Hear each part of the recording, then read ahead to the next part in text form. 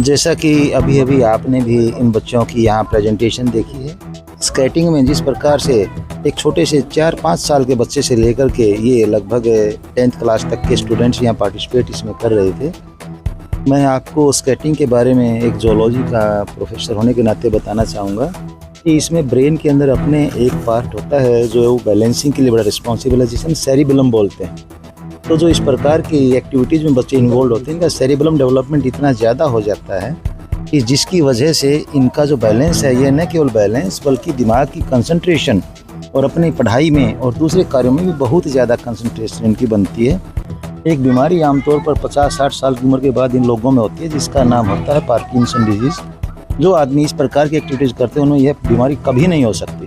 तो इस खेल का तो इतना बड़ा महत्व है कि इंसान को बैलेंसिंग से रिलेटेड या इस प्रकार की जो एक्टिविटीज़ हैं इसमें बढ़ चढ़ कर भाग लेना चाहिए। और मैं ख़ास तौर पर इनके जो कोच हैं उनको बधाई देना चाहूँगा कि जिन्होंने इतने छोटे छोटे बच्चों में इतनी अच्छी रिफाइंडनेस अपने इस स्केटिंग के गेम में मतलब इनको दिलवाई है। इन बच्चों ने स्टेट लेवल पर जैसे कि अभी भी गोल्ड मेडल पहने हुए भी हैं बच्चे जो लिए हैं, ये न केवल अपने खुद के लिए बल्कि दूसरों के लिए भी प्रेरणा स्रोत है। सर इसमें 3 बच्चे के लिए मैं स्पेशल बधाई वेद प्रिय जी जो अनाथ आश्रम को अनाथालय को जो मतलब मैनेज कर रहे हैं, पूरी तरह से अपना पूरा समय इसमें डिवोट कर रहे हैं। और भगवान की दया से इनको भगवान इतनी ताकत दी है कि ऐसे बच्चे जिनका कोई नहीं था उनको इन्होंने सहारा दिया है। यही इनके माता पिता हैं, यही इनके गुरु हैं। इसके लिए वेद प्रिय जी बहुत बहुत बधाई के पात्र हैं।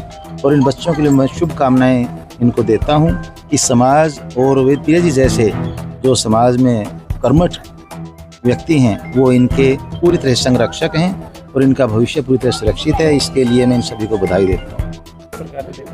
मेरा मुख्य ध्येय ये है कि जो बालक बाल सेवा आश्रम में निवासरत हैं वो समाज में आकर के यहाँ की प्रतिभाओं को देखें और अपनी जो छुपी हुई प्रतिभाएं हैं उनको बाहर निकालें। इससे उनके व्यक्तित्व का निर्माण भी होता है और वो आगे बढ़ने के लिए प्रेरित भी होते हैं। और इसी प्रेरणा के परिणाम स्वरूप ये तीनों बेटियां जिला भिवानी में भी इन्होंने स्वर्ण पदक प्राप्त किया और अभी हाँसी में भी प्रतियोगिता हुई थी, उसमें भी उन्होंने स्वर्ण पदक प्राप्त किया है। ये प्रतियोगिता तो कल ही हुई है हाँसी के अंदर तो, और एक सप्ताह पूर्व जो है भिवानी की प्रतियोगिता हुई थी रोलर स्केटिंग चैंपियनशिप। आगे भी इसी प्रकार से ये अपनी प्रतिभाओं को निखारते रहें ताकि राज्य स्तर पर और राष्ट्रीय स्तर पर ये बाल सेवा आश्रम का नाम भी रोशन करें, अपने जीवन को और भी उज्जवल बनाएं।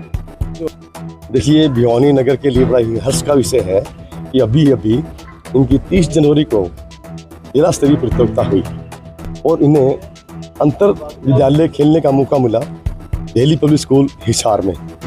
और मुझे पूरा विश्वास था कि हमारे कुछ बच्चे मेडल लेके आएंगे। लेकिन मेरा इन बच्चों ने बहुत ही, मैं गौरवान्वित हूँ कि 11 बच्चे यहाँ से गए भिवानी से और 11 में से 7 बच्चों ने गोल्ड लिया है, 2 बच्चों ने सिल्वर और 2 बच्चों ने ब्रॉन्ज।